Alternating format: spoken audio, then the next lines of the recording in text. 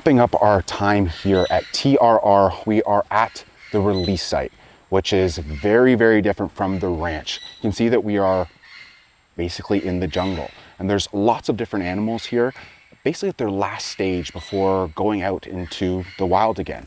And I've had the privilege to be here with Jorge, who is a veterinarian here at this release site. And we're gonna dive in and talk to him about what happens here. What does a soft release look like? What are the animals that he has to take care of before releasing them back into the wild again? And some of the challenges that come with that. So let's get started. Jorge.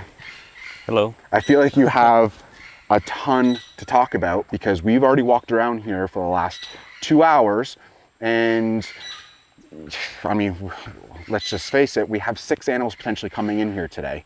Yeah, and that's a normal day. You don't know when they're coming, you don't always know where they're coming from, what all their issues are, and that's just on regular day here. What is your job here at the release site?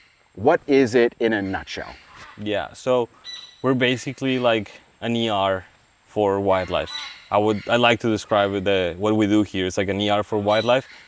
And we also, after the animals are healthy, we're in charge of the rehabilitation process, releasing them. And for some species, we follow up after we release them, depending if it's a soft release, as you mentioned, or normal release.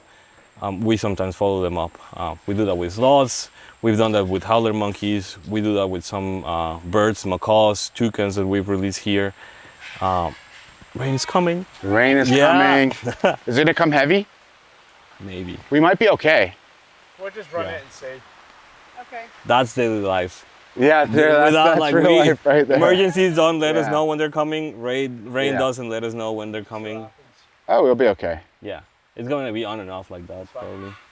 Oh, monkeys.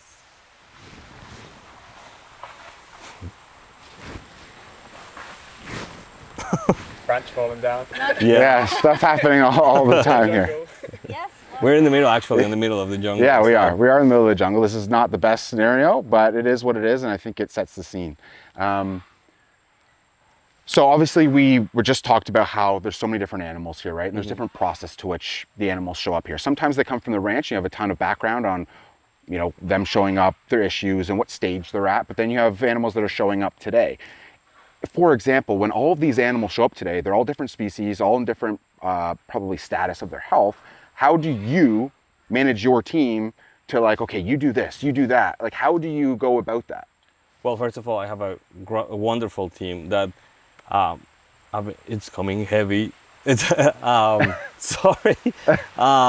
It's a wonderful team that knows what to do. The intern that we have right now, she's been with us for the last like 3 months, and she's been trained on what to do, and she can work perfectly independently. So whether I'm here or not, she can know what to do to assess if the animal needs, which animal from the 6 that are coming needs like immediate assistance and which ones can help, can wait, sorry.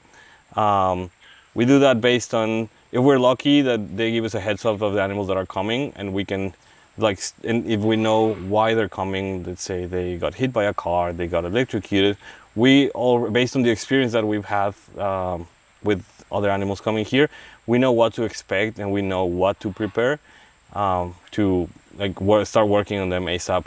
As I said, we're like an ER for wildlife. Wildlife is so diverse.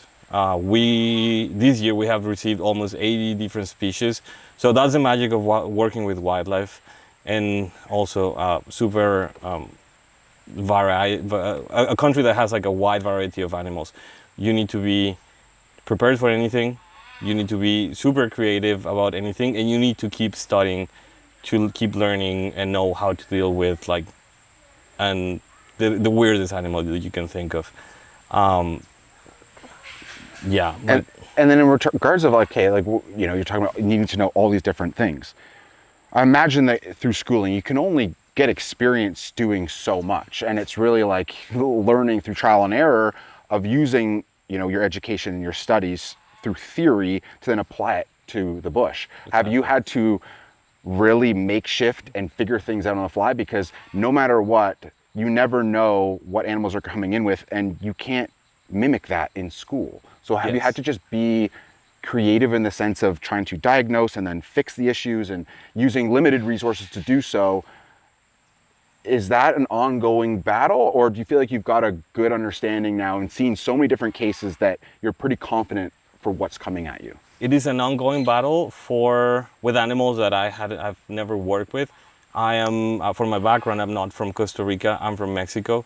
So some of the animals that we have here in Costa Rica, we don't have them in Mexico. So I didn't have experience with them before. That's actually one of the reasons why I came originally to Costa Rica, because since I started in vet school, I knew I wanted to work with wildlife. So I would love to travel the world and working with different animals and to understand and get more experience, so I know what I'm facing. I need to like have experience with them, and that's why I came to Costa Rica in the first place. And it's an ongoing battle, as you say, but now with like patients that we receive like more often, with species that we receive more often, we already know how to like deal on the beginning, like at the beginning with it. So maybe we receive a sloth that is the most common species that we receive. We already know what to do, and now it's like based on what is the problem happening with him. Is it burned? Is it hit by a car? Is it like attacked by dogs? Which is the main reasons why they come. And then at the beginning, I was like asking. I came to learn. I had some experience with wildlife, but not with this species. So I came here to learn.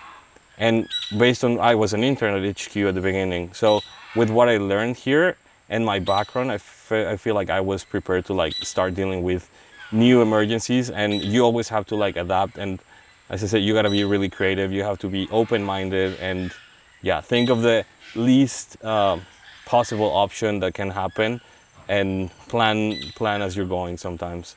One of my favorite stories, it actually happened this year, was we got a call that they let us know like maybe an hour before he showed up that we were gonna receive a caiman. I'd never worked with a caiman. Right. Apparently they said that they found it and they thought that it had like some hooks on the mouth. So they asked if we were like comfortable like working with it, and like we're one of the few rescue centers in the area. So it would have meant that they had to like transport it like farther. It would mean more stress or maybe like no one being able to work with it. So we were open to receive it and like assess it and then decide if we were able to work with it or not. We ended up having to like, with a crocodile, with a caiman, you never want to open their mouth. You want to have the mouth closed. We actually had to open the mouth. We put a piece of wood in the mouth, so it was like kind of biting it. And it was give us a gap, so we can work inside of the mouth with like tweezers and like our fingers like slightly inside of the mouth to like unhook the hooks and then finally like get it out. And it was big hooks. Like they fed in like a piece of chicken with the hooks, and yeah, somebody was probably trying to hunt it. But that's one of the, like, I had to improvise as I was going, and there was a lot of pressure. Like you're around here, like it's humid, it's hot, like it's not easy. You're sweating, and you're like working, and you have to like maneuver. And also you have to like, there's people here that are coming to learn. There's people that are like looking up to you sometimes. So you have to like think of being a good leader and think of like looking for the best outcome for the animal and coming up with the plan. So it's pressure from like many fronts, but at the end it was a successful case. So that's like really rewarding, and you end up like with another skill developed, you know? Yeah. And why is it like, you know, you talk about pressure, and a lot of people don't love a job that creates pressure and stress, right? A lot of people like comfy, and I mean, living out here in general is just not comfy. Yeah. Why is it that you, I think, let's start from the first stage, wanted to become a vet, okay? And then what is it about being a veterinarian out here and in this situation? What is it? Why did you, is it your love for animals? Is it, what is it that makes you want to be out here and do this every day? It might sound like very cliche, but like I feel like my goal in life, when I realized that I want to be a vet in high school, I was like, I want to save animals. And the animals that need to be saved are like wildlife. And you need to be, this is where wildlife is actually at, like in the middle of the jungle, in rural areas where there's heat, because like there are gonna be some wildlife in the cities, but not as many because it's like full of people. So this is the type of environment where you're gonna find wildlife. And if you want to help them, and if you want to be, as you see, like surrounded by it, like we have the bats, we have toucans like all over the place, macaws flying around. You have to be willing to put up with that to be able to do what you think is your mission. And for me, that is like helping animals at whatever cost. So if that happens here, I'm happy to be here. So how do you feel in what I call like the uphill battle, in that the amount of animals that get brought into, you know, sanctuaries, rescue centers, rehab centers across the board, probably in Costa Rica, right? They come in and they're coming in consistently. Yeah. And some you can help, some you cannot. Mm-hmm. Do you feel like regardless, everyone is worth saving because you're trying to just push back on the amount that, you know, we're encroaching on these natural spaces, which is causing issues for wildlife that make them need to come into places like this? It can be daunting and dire when it's just like consistent, you know, bashing essentially of like this animal, this animal, this animal. Mm-hmm. Does everyone matter? How do you just continue just go through those motions?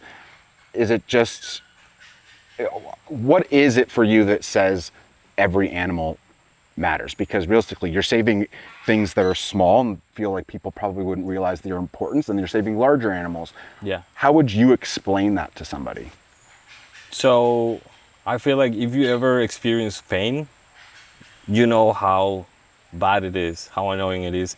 And it doesn't matter if it's an elephant or if it's a small rat, small mouse, it's gonna experience pain, it's gonna feel pain the same way that you're feeling it, right? So I feel like in this field, because there's not an owner, there's not like someone who owns and is going to pay for the care of the animal, so no one cares. You have to care about him, like his welfare, the animal's welfare. That means being like not being suffering. The ideal is to like have him, curing him, like helping him like regain its health. But even if it's that you can prevent him from like having pain and suffering, that matters so much, because like on the big scale, like maybe working with one animal doesn't have a big impact on the population, but for that animal it matters a lot, because like he's not in pain, right? You know, it's like it matters for that one, and that's my goal, to like relieve him of pain, whether it is by just giving him like pain medications or maybe doing something else that might be necessary if my skills and my equipment and my knowledge doesn't allow me to like do give further care for him. Like maybe what I can do best for him is like to like don't like help him not have a pain at all if there's nothing else I can do. So essentially there's almost like there's two components to it. One being, regardless of the ecological importance of that specific species and the population and what it plays into that, you know, ecosystem, if you just solely actually think about singularly, if I just can really try to help this animal feel better and bring it back to health, it doesn't matter about the role that it necessarily plays. And if you just focus on that, the rest will kind of take care of itself, it seems.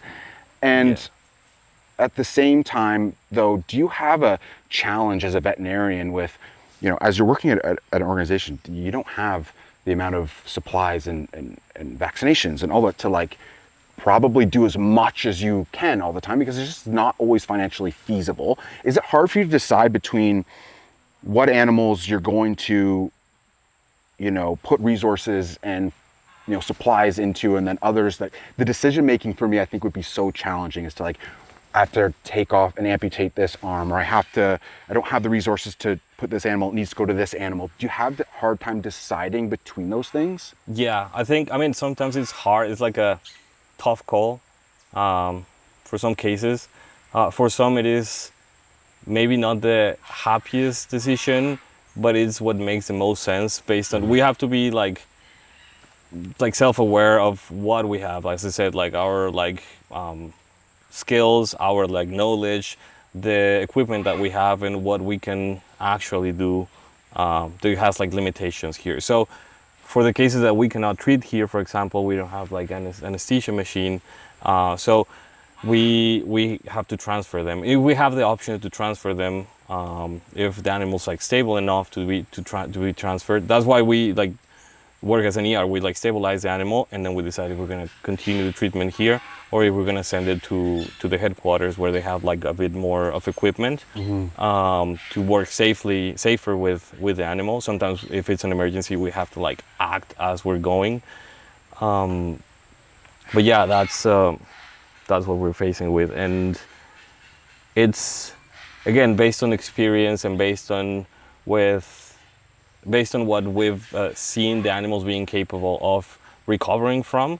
We also make the decisions based on that, and like some animals have like proved us wrong. Like we thought that years ago we thought that we couldn't release a slot that was an amputee, and there's only two options. Like one is to go to the sanctuary, and the other one, you know what it is. So to give it a chance, like it costs nothing to give it a chance, and then you can have a successful case, which is the case. And we've released so many amputee slots. This year and a couple years ago, we have 2 howler monkeys that were amputees, and against all the odds, other people haven't had like a good experience with like amputee monkeys, and we were willing to give it a try, and we ended up releasing them with a missing arm. So it is really, I don't know, inspiring. It's crazy how resilient wildlife is. At the end, they just want to survive and they just want to go and look for food. So they're willing to fight and they're willing to like just be out and free. It's really, I don't know, it's amazing. And that's, at the end, is what keeps me like fighting for those cases that seem like difficult. And it's like, it's worth it. It's worth trying. And the animal is going to tell me when it's like, I'm pushing it too much and when it's like not fair for him. I feel like that would be probably the most rewarding, is when you have these really challenging cases that come in and it's like, okay, if I do this, this will happen. If I do this, this will happen. You know, I'm going to go with my gut here with what I think is best for this animal. And when you make that decision and it ends up being a success story, there must be so rewarding for yourself and like how you process that and making that decision, because ultimately it's going to come down to you at the end of the day as to like what's best for the animal. And I think for leaders in that space who have to make those decisions, I can imagine that you've probably been brought in here and stayed here for the reason in that it's never selfish. It's always animal first and what is best for them. And I think regardless of the decision that you make, if you always know, and people always know, and your team around you know, that you're making the best decisions for the animal and nothing else, then you're going to have the support of the team around you no matter what the outcome is of the decision that you make for that animal. Yeah. And I think that just goes such a long way for having a team that wants to rally around you and just listen to things you say. Because I think if you lead with kindness as a leader, especially in this conservation space, you're well on your way. And I feel like that seems noticeable from what I've gathered here so far. Yeah, I feel like people here, they're all like committed with the mission, and whether they're like helping in the clinic or helping with the rehab process, like feeding the animals, cleaning their enclosures, they all know that like the mission is to have them released, whether it's like in the clinic or the aftercare. It's really, yeah, it matters for all of us. Like I like to be a source of inspiration, if you want to call it like that. I don't know, like for the people that are like following me or learning from me, to see that you can be kind and that whatever you make and that like it has an impact on the animal, and then consequently it's gonna have an impact on populations, because where conservation is not just like loving animals and like being kind and like working in the clinic. At the end, we're getting data, we're getting like information that is important, that if it keeps replicating, we can publish that and help other people that are not. Wildlife is like not like dogs. Like there's not much information from wildlife, as you mentioned earlier. Like you don't learn this at school. We're like generating new information that should be shared.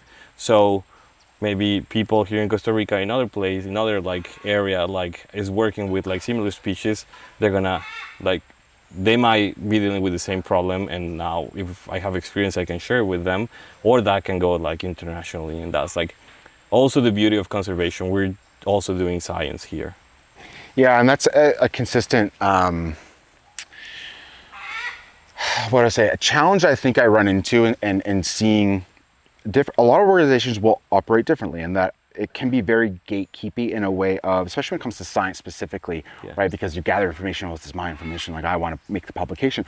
We're all in the same goal, we're all trying to reach the same goal. And I think that's the challenge, is like when you have that mindset of collaboratively trying to work, together to your skill set and your experience, be able to share with other organizations in Costa Rica and doing the same, that just opens up so many more doors to actually push towards saving a species or understanding sloths better, whatever it is. And so you're completely right in that. And I think that the more collaborative we can be, as much as it's difficult to do because there's lack of funding and all of these things that people want to almost hold what they have. Yeah. Right. But how can we try to give that out at least a little bit? Because at the end of the day, if we're holding it in, we're doing the complete opposite of what we want to be doing for that animal, right? Yeah. And I think that is a challenge, and it is a complex issue and topic, because every organization has their different feelings on that. Yeah. Like, well, we're doing this, but we're doing it. And it's like, okay, but if they have a piece of information, if they had yours, we do so much more for that animal, right? So the pieces together are like better. It's an interesting topic because it gets brought up a lot, but having the collaborative approach, from my view, just seeing how much is happening across the world, it's just going to be so much more successful for conservation as a whole. Definitely. If you could kind of wrap this up in terms of, if there's interns that are looking for experience the same way that you did coming through here at TRR, what are the things that they can help support? But then also, if they're you, when you first came here, and all the things that you learned and got you to your point today, what are those components, the things that they're going to learn? Because realistically, we all could use the help, especially places like this, to if you could tell them what they would get out of coming here and getting this experience. I think they're gonna get a lot of knowledge, a lot of hands-on practice, which is really important in this field. I keep telling, and I don't say it myself, I got this feedback many times. If you're proactive, you're gonna get more opportunities. So the animals are here. We need help. We need hands to come and do things for us. We need hands in the clinic. We need hands in the enclosures. We need hands everywhere. So if you want to provide your hands for helping out, you're gonna get a lot of experience here. Like whether it's from handling an animal, if you're like a vet student or you have interest in the clinic, you're gonna get a lot of hands-on like animals that you're not gonna be able to see anywhere else.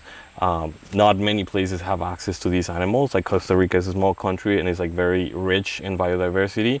So and like not just biodiversity, but like so many animals. So we receive a lot of patients.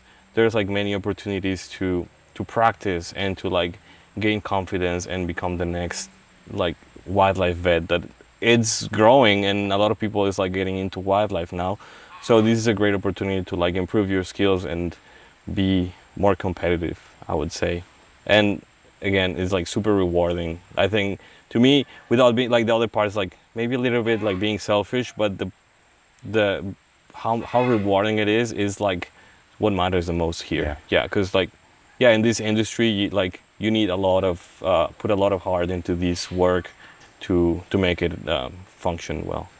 So I mean, listen, you've heard it here from a vet that's been through the process, starting as an intern, taking the risk to come out here and learn, get experience, and now established here and working in a really incredible space and doing really incredible work. Being at the ranch, at the HQ to start, to now out at the release center.